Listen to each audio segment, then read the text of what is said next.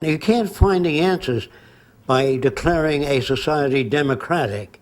You can only find the answers by research and development.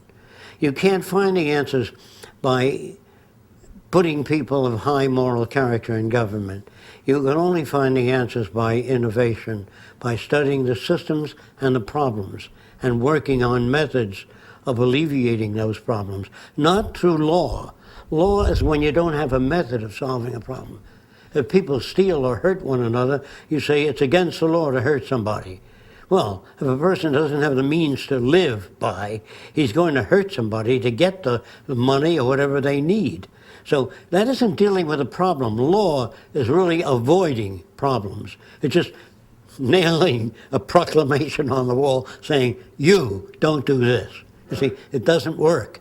In the long run, you might cause people to consider an action before they take it. But all laws come into existence because of scarcity. Always difficult to imagine that. When there's scarcity of water, people will steal it, remove it, if not for themselves, for their children. So all the laws in the world, but if you don't want people to steal water, you build an electric fence around the water. See?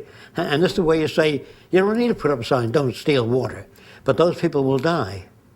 So we don't want to do that. We don't want to build a fence around our country, say, this is the greatest country in the world, we're going to keep it that way. We depend on other countries. If we live to ourselves, I can assure you, we'll die of ourselves. Right. Because if the Russians do nuclear testing and they dump radioactive stuff into the sea, or the Japanese, the world is one big place and the air moves around and the waters move. Therefore, living to yourself, your little isolated colony, your little culture that you want to build, your little city that you want to build of people with like-mindedness, all of that has no basis for survival.